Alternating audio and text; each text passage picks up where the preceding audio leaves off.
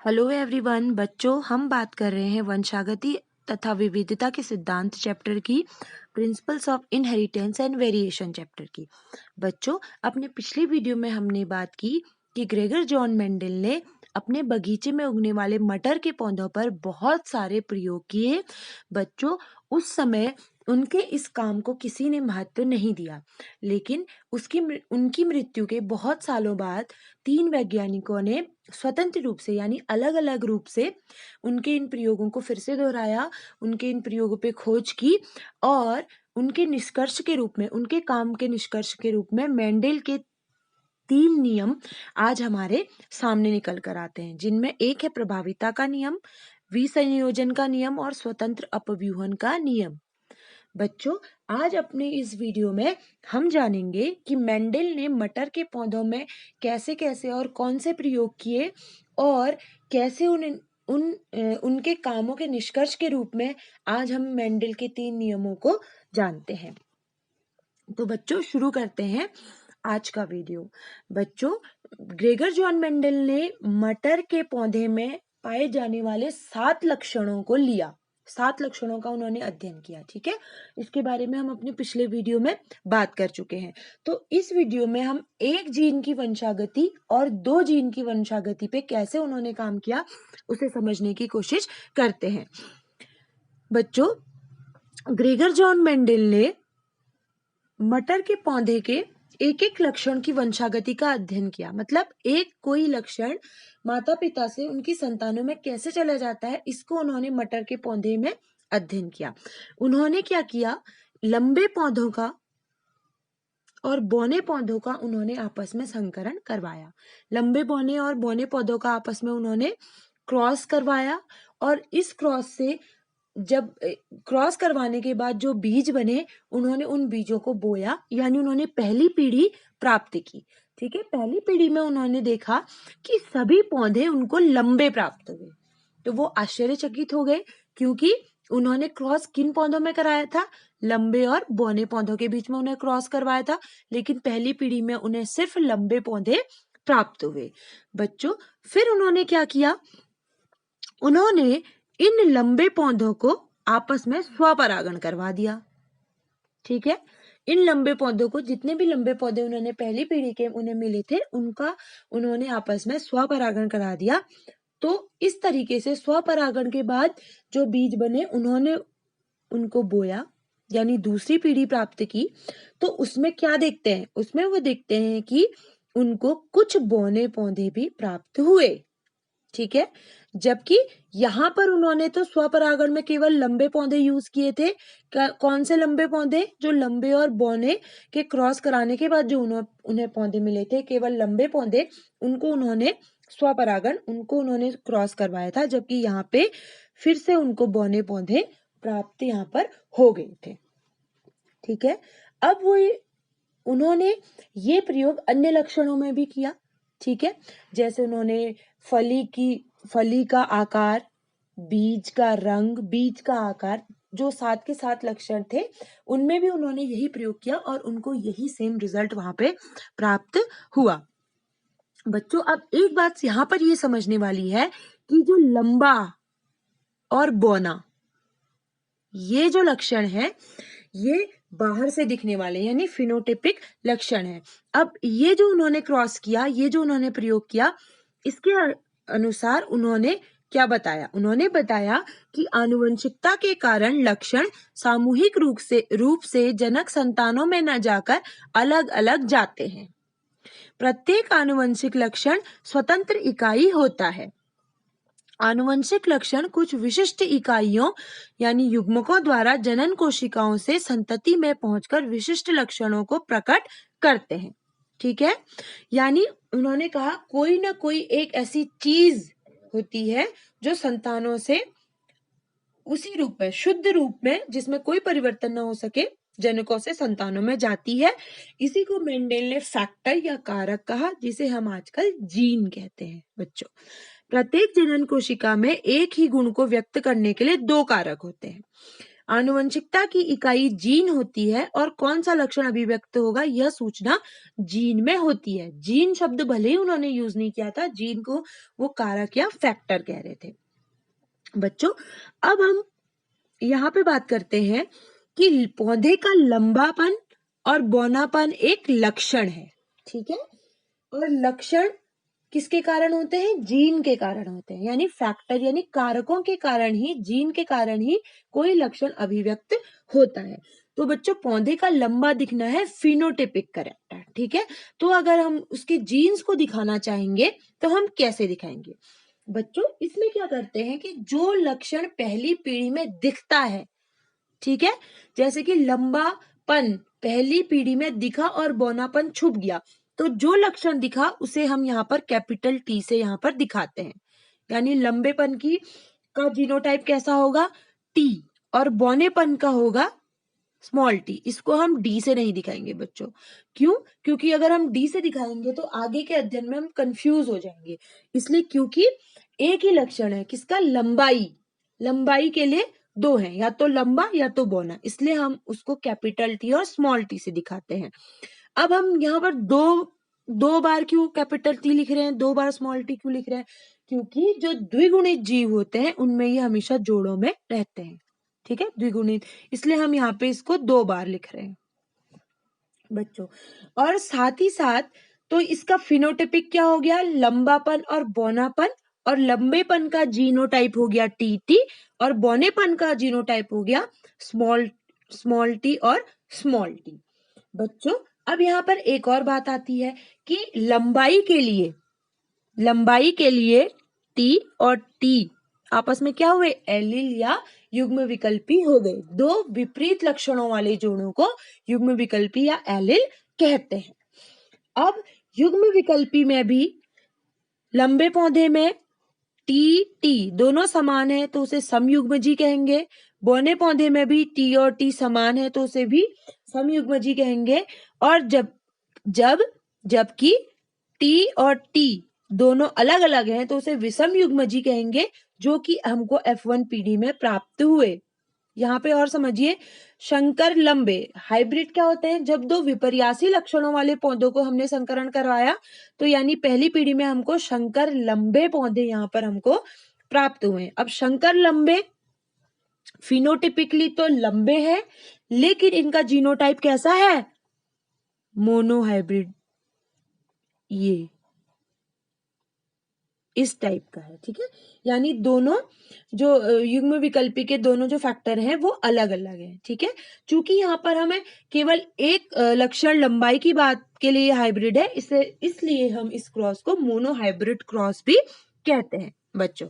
इसके बाद हमें, यानी हम सिंबल से दिखा रहे हैं यहाँ पे ताकि हमें समझना बहुत आसान हो जाए। तो F1 पीढ़ी में हमें कैसे पौधे प्राप्त हुए? संकर लंबे प्राप्त हुए। और हम जो यहाँ पे बना रहे हैं वो ये है युग्मक, ठीक है।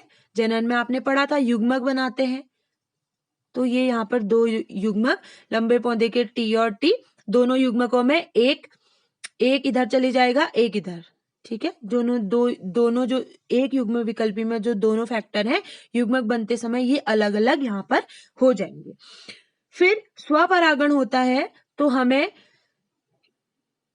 किस अनुपात में पौधे प्राप्त होते हैं? 25%, 50% और 25%, जिसमें से 25 और 25% शुद्ध लंबे और शुद्ध बौने होते हैं, और 50% पौधे संकर लंबे, जो बाहर से तो लंबे दिखते हैं लेकिन इनका जीनोटाइप शुद्ध लंबे पौधों से थोड़ा अलग होता है। शुद्ध लंबे दोनों होमोजाइगस होते हैं, जबकि संकर लंबे हेटेरोजाइगस या विषम युग्मजी होते हैं। बच्चों इस वाले डायग्राम में, ये आपके एनसीईआरटी में दिया है, इस डायग्राम में आपको प्रोसेस दिखाई है कि कैसे हम स्वपरागण करा रहे हैं इच्छित परागकणों के साथ, ठीक है। ये मटर का पौधा है, इसमें हमने विपुंसन कर दिया, यानी मादा पुष्प से हमने परागकोश को काट के हटा दिया और इसके बाद हमने इच्छित परागकण इसमें डाल के, और जैसी जनरेशन हमको चाहिए हम यहाँ पे उत्पन्न कर सकते हैं। इसके अलावा इसको हम जो मेंडल के हमको संततियां प्राप्त हुई उनको हम गणितीय रूप में भी व्यक्त कर सकते हैं। जैसे इसको हम ax प्लस by के होल स्क्वायर के रूप में भी हम यहाँ पे व्यक्त कर सकते हैं। इसको बच्चों देखना, अब बहुत आसानी से इसको समझ जाएंगे। इसमें लंबापन और बौनापन को हाफ हाफ हमने ले लिया, उसके बाद जो हमें संतति प्राप्त हुई इस तरीके से, ये देखिए 1/4 इसमें लंबे, हाफ इसमें शंकर प्राप्त हुए हैं और 1/4 इसमें हमें फिर बौने पौधे यहाँ पर प्राप्त हुए हैं। बच्चों इसके अलावा पनेट स्क्वायर मेथड बहुत इंपॉर्टेंट है, इससे हमको संततियों को दर्शाना बहुत आसान हो जाता है।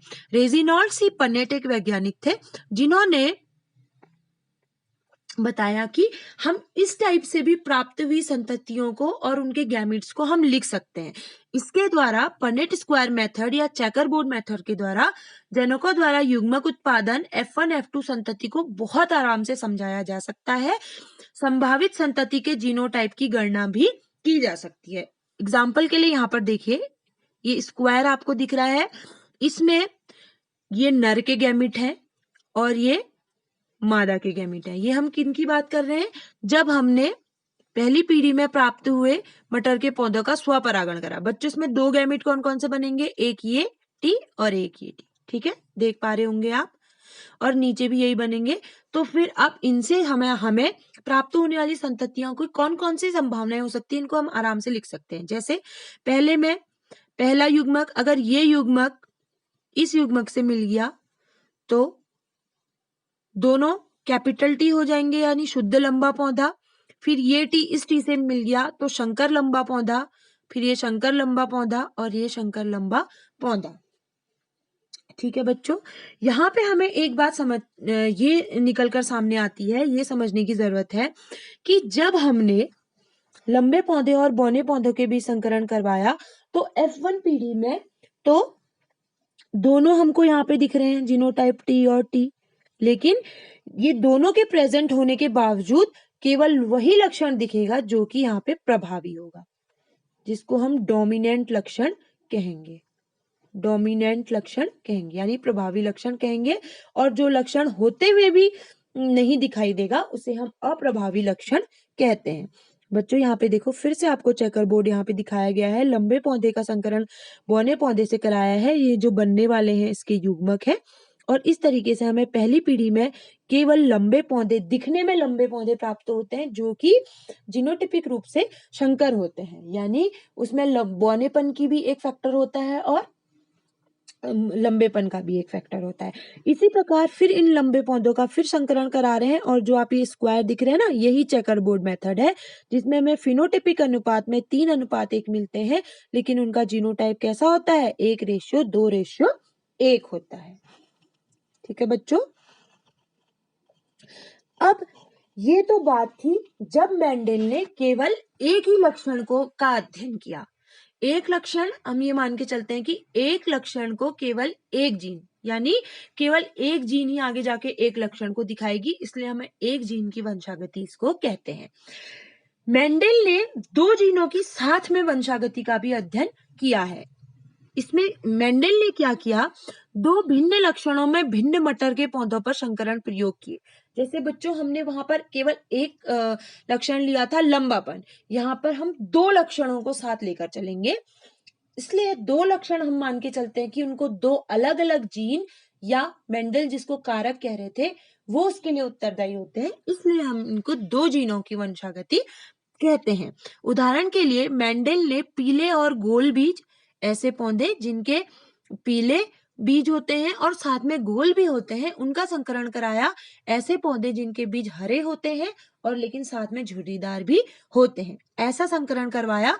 तो पहली पीढ़ी में केवल गोल और पीले बीज मिले, जबकि F2 पीढ़ी में 4 प्रकार के पौधे प्राप्त हुए। ठीक है, फिनोटिपिकली हम बात कर रहे हैं, जिनमें 9 गोल पीले थे, 3 गोल हरे थे, 3 झुर्रीदार पीले थे और एक झुर्रीदार हरा था। ठीक है बच्चों, यहां पर देख लीजिए, ये रहा जनक पीढ़ी में गोल पीला। ये निर्धारण मेंडल ने कर दिया था कि जो लक्षण F1 पीढ़ी में दिखेगा उसको हम कैपिटल R से शो करेंगे, यानी डोमिनेंट जो लक्षण होंगे उनको हम कैपिटल R से या कैपिटल लेटर्स में शो करेंगे, और जबकि उसके विकल्प का दूसरा लक्षण जो मुख्यतः अप्रभावी होता है उसे हम स्मॉल लेटर्स में लिखेंगे। अब आप समझ गए होंगे। यदि हमने गोल बीजों को दिखाना है तो हम कैपिटल R लिखेंगे, और साथ ही झुर्रीदार दिखाना है तो हम स्मॉल r लिखेंगे। वहीं हम पीले बीजों के लिए कैपिटल Y का प्रयोग करेंगे और हरे बीजों के लिए हम स्मॉल y का प्रयोग करेंगे। बच्चों, फिर इसमें युग्मक बने, 2 युग्मक बनेंगे, RY और RY। 2 इसके युग्मक बनेंगे और 2 इनके युग्मक बनेंगे। सेम ही होंगे, इसलिए केवल एक ही बार इनको दिखाया गया है, इसके 2 भी लिख सकते हैं, ठीक है। अब क्या होगा, जो F1 पीढ़ी में हमको पौधे प्राप्त हुए, मेंडल ने देखा कि वो सारे पौधे कैसे थे, गोल बीजों वाले थे और पीले बीजों वाले थे। लेकिन आपको पता है कि भले ही फिनोटाइपिकली ये गोल और पीले दिखे, लेकिन इनका जीनोटाइप डिफरेंट है, ठीक है। यहाँ पे आप देख सकते हैं ये हाइब्रिड है यानी विषम युग्मजी यहाँ पर है। चूंकि हम यहाँ पे 2 लक्षणों को साथ लेके चल रहे हैं और यहाँ पे हमें 2 हाइब्रिड्स हैं, इसलिए डाई हाइब्रिड क्रॉस हम इसको कहते हैं। बच्चों, इसके बाद फिर वही गोल और पीले पौधे जितने मिले उनका स्वपरागण किया गया। स्वपरागण में फिर ये पनेट चार्ट का हम लोग यहाँ पे प्रयोग कर रहे हैं।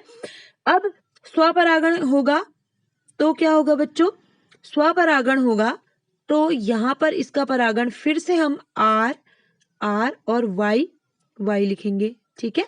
और प्रत्येक के हम 4 गैमेट बनेंगे, 4 इनके बनेंगे, 4 इनके बनेंगे।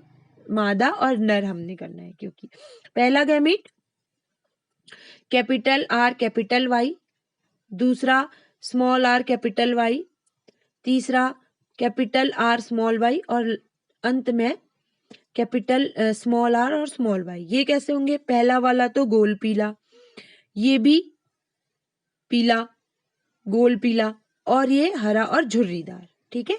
इस तरीके से इनके गैमेट बन जाएंगे। अब हमको पनेट चार्ट के थ्रू बहुत इजीली हम इनकी पीढ़ियों में क्या होगा इसका हम संयोजन कर सकते हैं। जैसे अगर ये गैमेट इस गैमेट से मिलेगा तो RRYY यानी गोल और पीला बनेगा, ठीक है।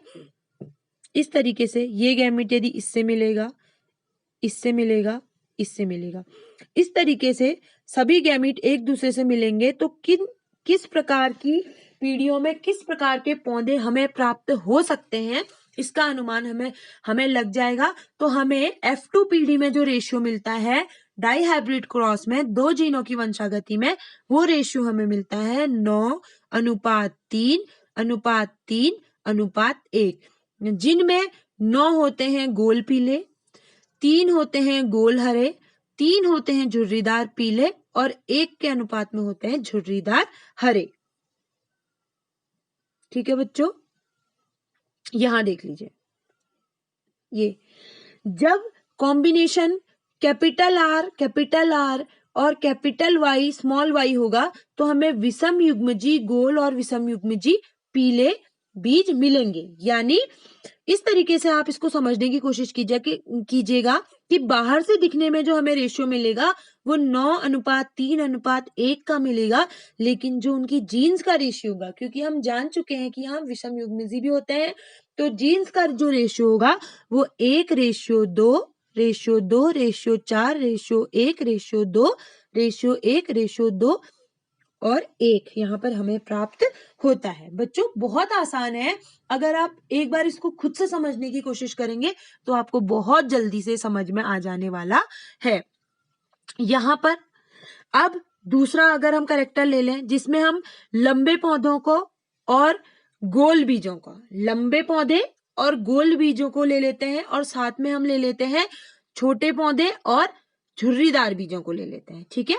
तो फिनोटाइप लंबे पौधे और गोल बीज हो गया, आपको पता है। तो जीनोटाइप कैसा होगा, लंबे पौधों के लिए हम कैपिटल T यूज करते हैं और गोल बीजों के लिए हम कैपिटल R यूज करते हैं। वैसे ही छोटे पौधों के लिए, बौने पौधों के लिए हम स्मॉल t और रिंकल्ड सीड के लिए, झुर्रीदार बीजों के लिए हम R यूज करते हैं। बच्चों, ये इनके गैमेट बने, ठीक है। और F1 पीढ़ी में हमें सभी पौधे कैसे प्राप्त हुए, लंबे और गोल बीज वाले, T R और आर आर। ठीक है, अब फिर क्या हुआ, अगर हम इनका स्वयुग्मन करवाते हैं, स्वयुग्मन हमने करवाया, ये देखिए स्वयुग्मन में ये पेरेंट है और ये इनके गैमीट बने। फिर इस तरीके से भी हम पनेट चार्ट बना सकते हैं। इधर आप देख रहे होंगे, इधर एक गैमीट है और इधर, फिर इन गैमीट्स को हम लाइन से इनको इधर लिखते गए और इनको इधर लिखते गए। फिर हमने क्या करना है, इनको यहां से लिखते जाना है, टी आर, तो ये बन गया टी टी आर आर। समझ रहे हैं ना, ऐसे करके कॉम्बिनेशन बनाते हुए जाना है।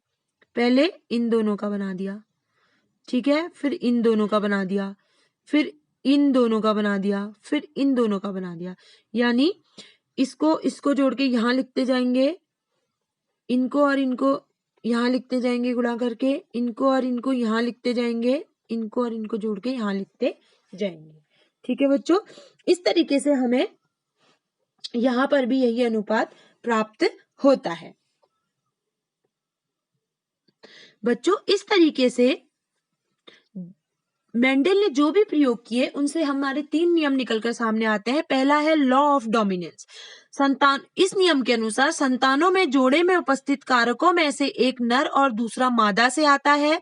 एक कारक का गुण दूसरे को दबा देता है, जो दबा देता है उसे प्रभावी गुण और दूसरे को अप्रभावी लक्षण कहते हैं। प्रथम पीढ़ी में केवल प्रभावी लक्षण ही दिखाई देता है। जैसे मनुष्य में काली आंख पर नीली आंख प्रभावी लक्षण होती है, काले बाल लाल बाल पर प्रभावी लक्षण होते हैं बच्चों। अब दूसरा नियम निकल कर आता है लॉ ऑफ सिग्रीगेशन। इसे युग्मकों की शुद्धता का नियम भी कहते हैं।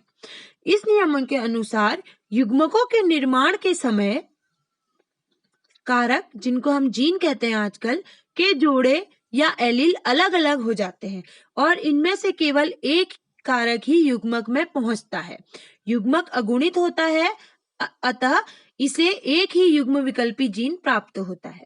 प्रत्येक युग्मक शुद्ध होता है, अतः इसे युग्मकों की शुद्धता का नियम भी कहते हैं। बच्चों लॉ ऑफ सिग्रीगेशन के कारण ही दूसरी पीढ़ी में जो लक्षण पहली पीढ़ी में प्रदर्शित नहीं हुआ, वह लक्षण निकलकर सामने आता है। बच्चों तीसरा नियम है लॉ ऑफ इंडिपेंडेंट असॉर्टमेंट। इसमें जब 2 या 2 से अधिक विपरीत लक्षणों वाले पौधों में क्रॉस करवाया जाता है तो समस्त लक्षणों की वंशागति स्वतंत्र रूप से होती है। एक लक्षण की वंशागति पर दूसरे लक्षण की उपस्थिति का कोई प्रभाव नहीं पड़ता है। बच्चों जो हमने 2 जीन की वंशागति उसमें देखा था कि 2 लक्षण हैं लेकिन वो अपना स्वतंत्र रूप से वंशागत हो रहे हैं। जैसे अगर लंबे पौधे और गोल बीज वाले पौधों का संकरण हम बौने पौधे और झुर्रीदार बीजों से करा रहे हैं तो गोल लंबापन एक अलग लक्षण है और बीज का गोलाकार होना या गोल होना अलग लक्षण है। लंबापन बीज के गोल होने पर कोई प्रभाव नहीं डाल रहा है, दोनों लक्षण अपने अलग अलग रूप से वंशागत हो रहे हैं। बच्चों आज हमने मेंडल के 3 नियमों के बारे में जाना। अब आपको क्या करना है, आज आपने जो भी पढ़ा, जैसे 1 जीन की वंशागति, 2 जीन की वंशागति में हमने जिन जिन उदाहरणों को समझा, आप उनको मटर के पौधे के जो 7 लक्षण है ना, उनमें से किसी भी एक लक्षण को लेकर आप दोबारा से समझने की कोशिश कर सकते हो। जैसे हमने लंबे पौधे और बौने पौधे के बीच में संकरण करवाया तो आप फूल का कलर ले लीजिए, ठीक है, पुष्प की स्थिति ले लीजिए आदि। एक उदाहरण से आप पनेट चार्ट से इसको दोबारा बनाने का प्रयास कीजिएगा, आप बहुत जल्दी इसको समझ पाएंगे। अब हम नेक्स्ट वीडियो में बात करेंगे back cross, test cross, codominance और इनकम्प्लीट डोमिनेंस।